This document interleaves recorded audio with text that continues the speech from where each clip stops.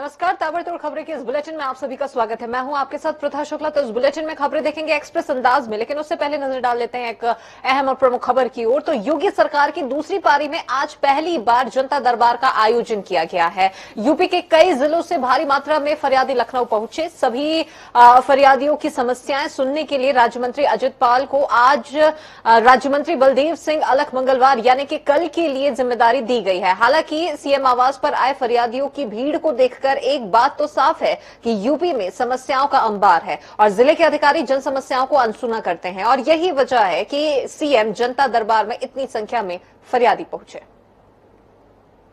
उत्तर प्रदेश में योगी की सरकार बनने के बाद आज पहले दिन जनता दरबार लगाया गया है और जो जनता दरबार में राज्य मंत्री अजीत पाल की जिम्मेदारी सौंपी गई है। सोमवार को और मंगलवार को बलदेव सिंह अलख की जिम्मेदारी सौंपी गई है। क्या समस्याएं उत्तर प्रदेश में हैं, क्या ज्यादा समस्याएं हैं और कौन से लोग हैं वो जिस तरीके से लगातार सुबह से लाइन लगी है, क्या वहां पर सुनवाई हो रही है, ये सब तमाम सवालों के साथ हमारे साथ वो लोग हैं जो अभी जनता दरबार में होकर आ रहे हैं। क्या नाम है आपका दादा? बाबू बड़े श्याम सुंदर। कहाँ से आए हैं, क्या समस्याएं कम शब्दों में बताइए। हरुआ बाजार थाना बड़ा गाँव और आरसी से बाबू तालाब सरकारी जमीन तालाब बाबू है, सब पार सब बाबू सब मकान बिल्डिंग बनवा रहे हैं बाबू। मैं 2 मुकदमा खड़ा किया बाबू, कई सुनवाई बाबू अब लगता है सुनवाई होगी यहाँ आने के बाद। बाबू मुकदमा खड़ा कर बाबू बच्चा के लिए मरदल बाबू भागो भागो आज आएंगे कल जाएंगे तहसीलदार नायक तहसीलदार डीएम सबको तो बाबू कहा जाए बाबू। उम्मीद अब बंधी है कि यहाँ पर सुनवाई बाबू होला नहीं होला बाबू। जमीन समय संबंध। आप कहाँ से आए हैं?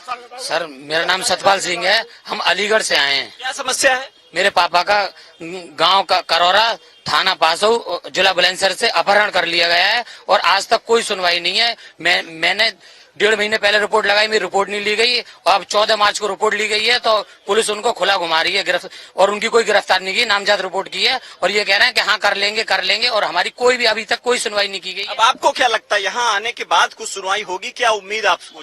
सर ये तो सर अभी तो कोई उम्मीद ही नहीं है जब तक सर हमको मिले ही नहीं है। अब अजीत पाल सिंह मंत्री जी मिले, अब पता नहीं क्या होगा। हम तो अलीगढ़ से आए, आज पहली बार आए यहाँ पे। अब क्या उम्मीद जगी है, कुछ सुनवाई होगी, आपको न्याय मिलेगा? हमने वहाँ भी रिपोर्ट लगाई, कहीं सुनवाई नहीं हुई। अब यहाँ मुख्यमंत्री साहब की यहाँ आए, यहाँ पर जो हो जाए उम्मीद तो जब वो मिलेंगे तभी तो जरूर उम्मीद जगी। आप कहाँ से आए हैं? अम्बेडकर नगर से आए हैं। क्या समस्या है? हमारा चौक शहजादपुर अफगरपुर में दुकान है साहब, रेडीमेड का 10-12 लाख रुपए का माल था साहब। हम 40 साल से बिजनेस कर रहे थे। कुछ गुंडे लोग उसमें मोहम्मद इब्राहिम वगैरह ये सब हमारा लूट लिए मकान। हम डीएम के यहाँ दिए। योगी सरकार में भी गुंडे भी हैं क्या? हाँ साहब, 8 तारीख हमारा लूट लिए साहब, पूरी दुकान ताला तोड़ के रात में एकदम सब खाली कर दिए। लड़के वहाँ FIR लिखवाई कि नहीं?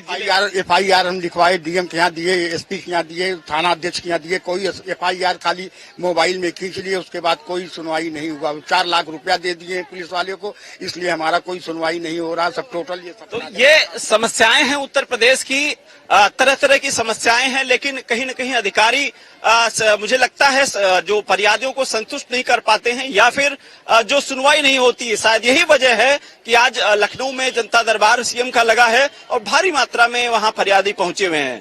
कैमरामैन आशीष के साथ अनूप सिंह, जनता टीवी, लखनऊ। और चलिए अब बढ़ते हैं आगे फटाफट खबरों की ओर।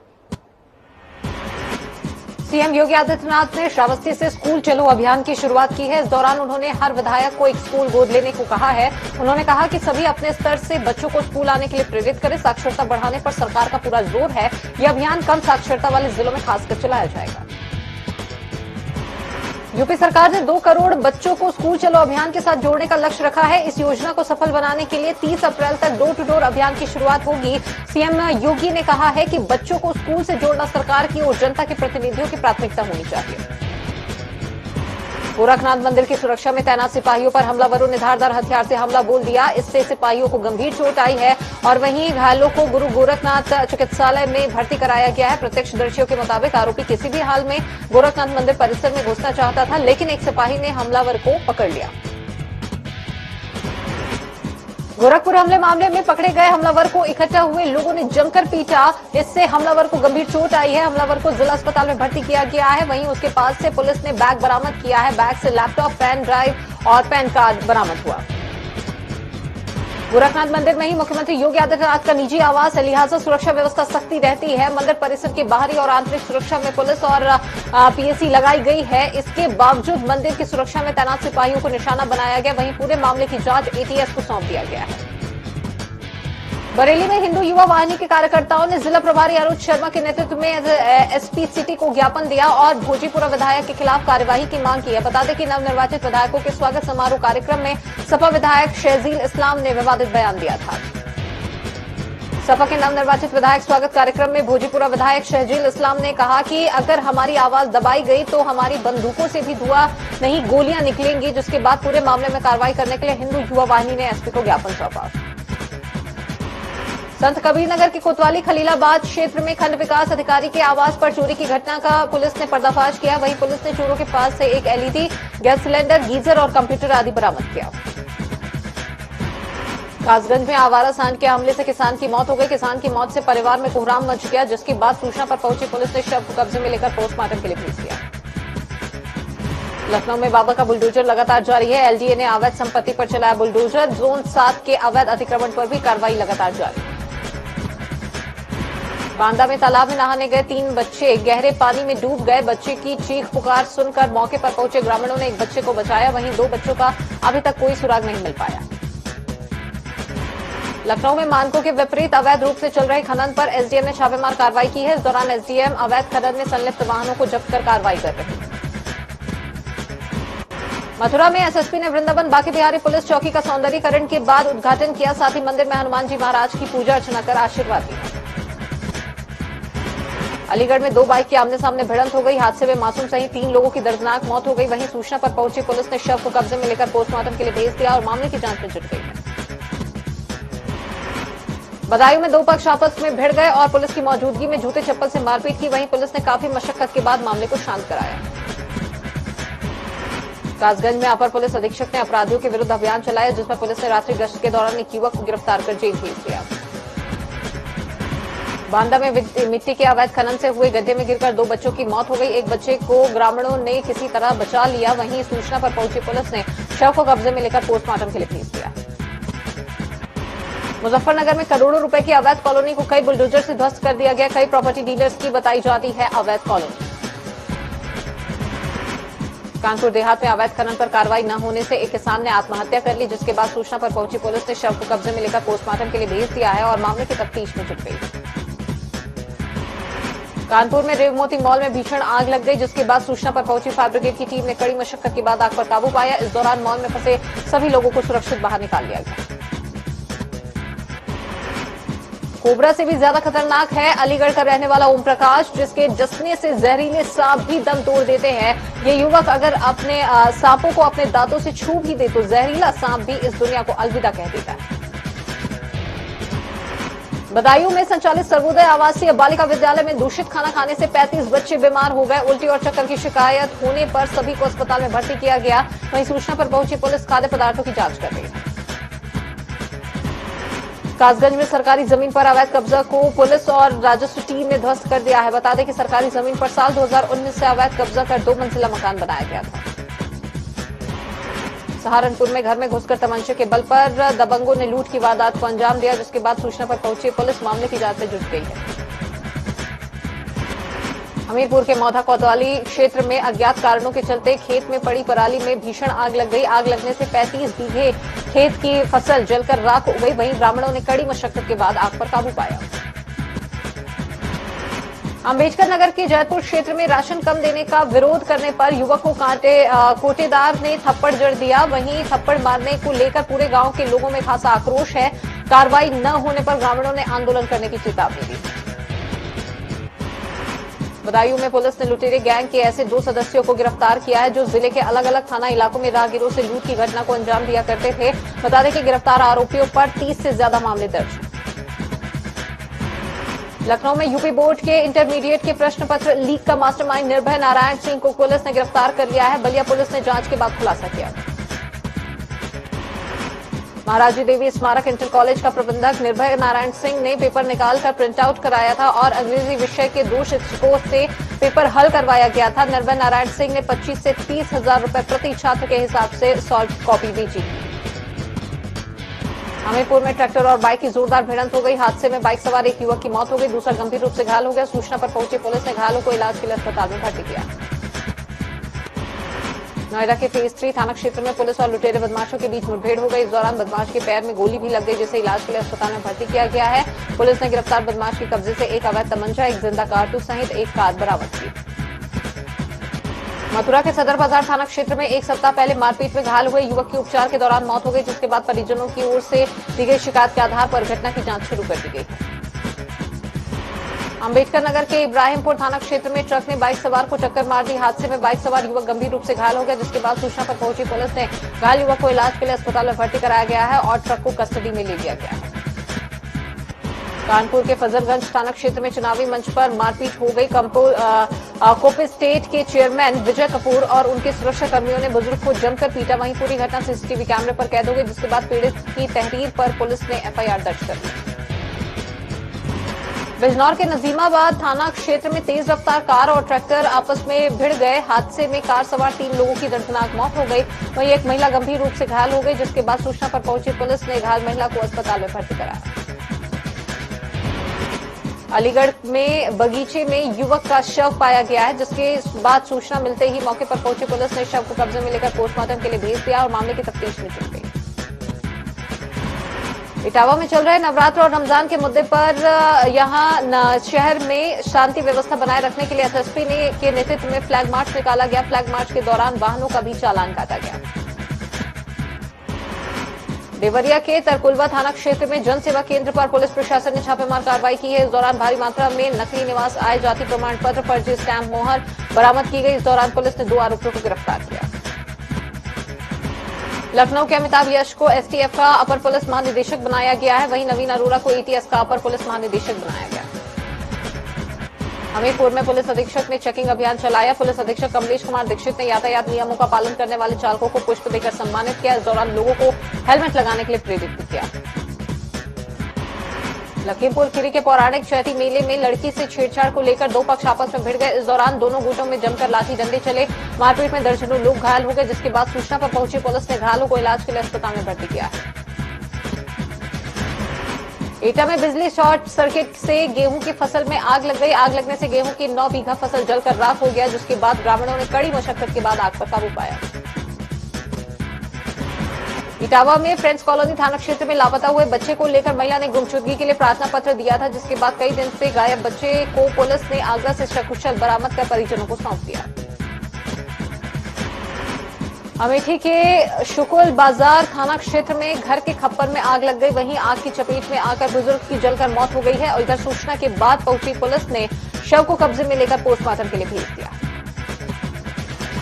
आगरा के एमएम थाना क्षेत्र में मस्जिद में नमाज के दौरान कुछ हिंदूवादी संगठन के लोगों ने तारावी की नमाज के विरोध में हंगामा करना शुरू कर दिया। वहीं सूचना मिलते ही मौके पर पहुंची पुलिस ने हिंदूवादी संगठनों के लोगों को समझा बुझाकर लौटा दिया और भारी पुलिस बल की तैनाती की गई।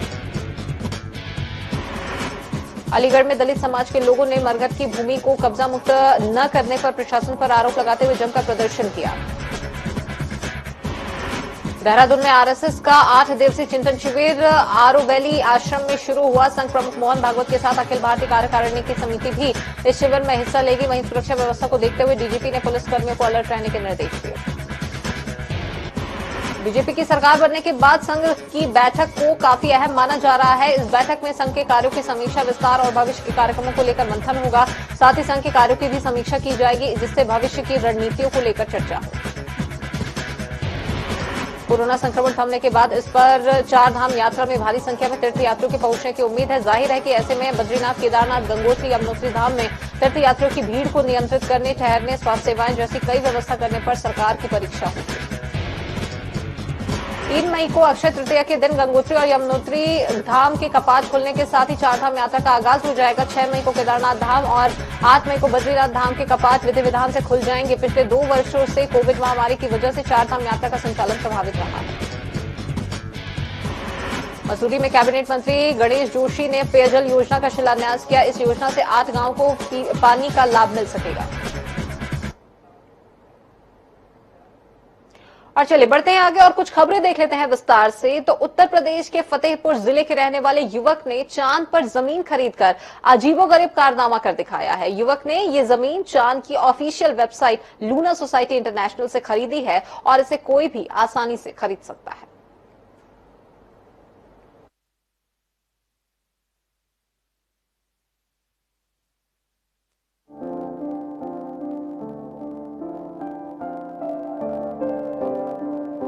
उत्तर प्रदेश के फतेहपुर में एक प्रॉपर्टी डीलर ने चांद पर 1 एकड़ जमीन खरीदी है। इस खरीद से जहां प्रॉपर्टी डीलर खुश है तो वहीं उसके परिजन भी उत्साहित हैं। खास बात यह है कि प्रॉपर्टी डीलर को चांद पर जमीन की खरीद के दस्तावेज मिल चुके हैं। वहीं उन्होंने वहां रहने की नागरिकता भी हासिल कर ली है। अब सवाल ये है कि आखिर प्रॉपर्टी डीलर को इस पूरी प्रक्रिया के लिए कितने रुपए खर्च करने पड़े। रिपोर्ट्स के अनुसार फतेहपुर के गौतम नगर निवासी प्रॉपर्टी डीलर ने बताया कि उन्होंने 1.5 महीने पहले लूना सोसाइटी की वेबसाइट से चांद पर जमीन खरीदने के लिए रजिस्ट्रेशन किया था। उन्हें 1 एकड़ जमीन की खरीदी के लिए $158 यानी कि भारतीय मुद्रा में 11,000 रुपए का खर्च बताया था। उन्होंने ये पूरा भुगतान ऑनलाइन पेमेंट से किया। सुशांत सिंह राजपूत ने सुसाइड किया तो उसके बाद टीवी पे एक न्यूज चली कि सुशांत सिंह राजपूत ने चांद पे जमीन खरीदी हुई है। तो उस समय ये सोच हुआ करती थी कि कोई बड़ा आदमी चांद पे जमीन खरीद सकता है। तो उसके बाद कुछ दिनों बाद फिर एक न्यूज चली कि बिहार के एक शख्स ने चांद पे जमीन खरीदी है। फिर उसके बाद राजस्थान के एक शख्स की न्यूज चली। तो उसके बाद एक लूना सोसाइटी करके एक कंपनी है वो चांद पे जमीन सेल करती है। तो जब हम उनकी ऑफिशियल वेबसाइट पे गए तो मैंने देखा कि वहाँ पे अच्छा $1 खर्च करके आप भी अपना ये खौफ पूरा कर सकते हैं। तो वहां पे जब मैं गया तो मुझको 1.5 महीने पहले मैंने उनकी वेबसाइट पे जाकर चेक किया तो मुझको वहां पे जमीन उपलब्ध थी। तो मैंने वहां पे जमीन खरीदा। उसके बाद 1.5 महीने बाद उसके डॉक्यूमेंट मेरे पास आ गए। विकेश ने बताया कि वे फिल्म अभिनेता सुशांत सिंह राजपूत के सुसाइड केस की खबर देख रहे थे। तब उन्होंने देखा कि सुशांत सिंह ने भी चांद पर जमीन खरीद रखी है। इसके बाद उन्होंने भी मन बनाया कि वो भी चांद पर जमीन खरीदेंगे। बता दें कि देश के कई हिस्सों से ऐसी खबरें सामने आती हैं जहां भारतीय चांद पर जमीन खरीद रहे हैं। जनता टीवी के लिए अमनप्रीत सिंह की रिपोर्ट। और चलिए इसी बीच शुरू करते हैं एक बड़ी खबर की ओर जो कि देहरादून से इस वक्त मिल रही है, जहां मुख्यमंत्री पुष्कर सिंह धामी आज दिल्ली जाएंगे। तो मुख्यमंत्री का आज दिल्ली दौरा रहने वाला है। आज शाम 5 बजे दिल्ली के लिए पुष्कर सिंह धामी रवाना होंगे। तो काफी महत्वपूर्ण उनका ये दौरा माना जा रहा है। पीएम समेत कई केंद्रीय मंत्रियों से वे क्योंकि आज अपने इस दौरे के दौरान मुलाकात करने वाले हैं। मुख्यमंत्री पुष्कर सिंह धामी का आज दिल्ली दौरा, जहां पर कई दिग्गजों से उनकी मुलाकात होनी है। शाम 5 बजे दिल्ली के लिए रवाना होंगे।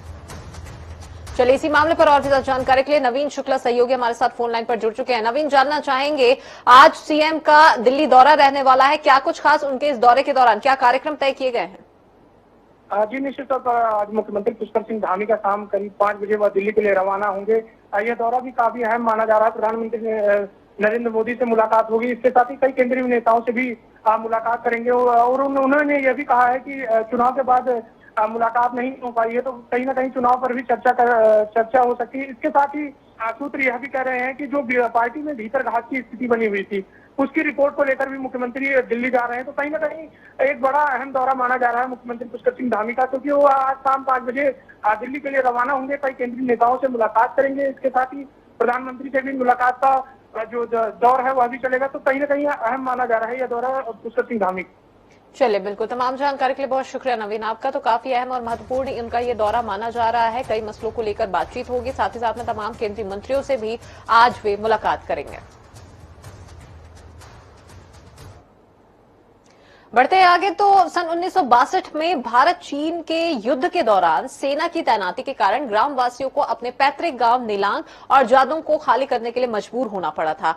तब से आज तक इन दोनों ग्रामवासियों को इनके अपने मूल गांव में नहीं भेजा गया, लेकिन अब एक बार फिर से दोनों गांव को आबाद करने की मांग हो रही है। साल 1962 जब भारत और चीन के बीच युद्ध चल रहा था, तब सीमांकन क्षेत्र में सेना की तैनाती के कारण ग्रामवासियों को अपने पैतृक गांव को छोड़कर किसी दूसरी जगह बसना पड़ा था। लेकिन आज लगभग 60 साल बाद भी नेलांग और जांदुग नाम के गांव में लोग वापस नहीं बस पाए हैं।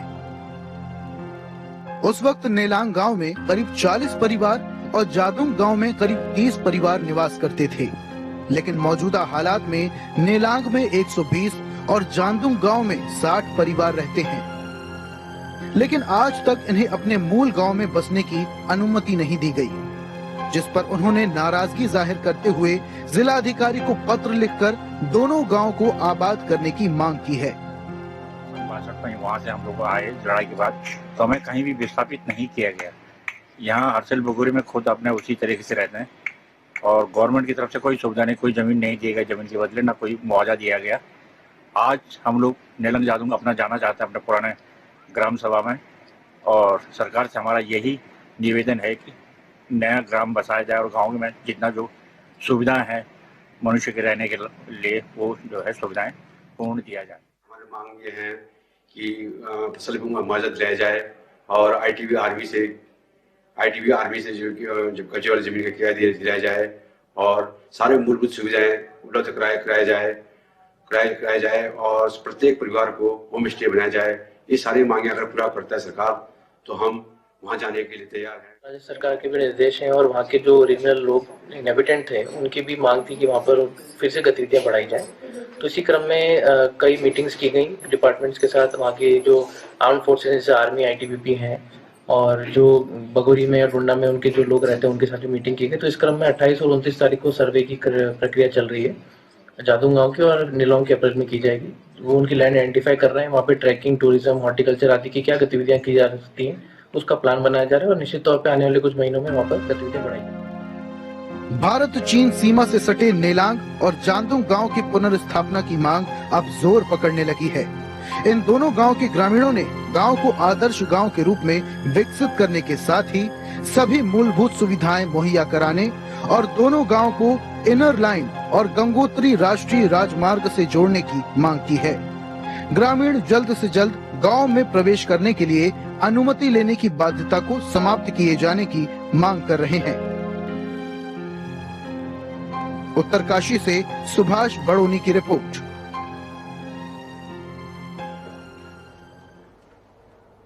और इसी के साथ बुलेटिन में फिलहाल इतना ही। खबरें आगे लगातार जारी।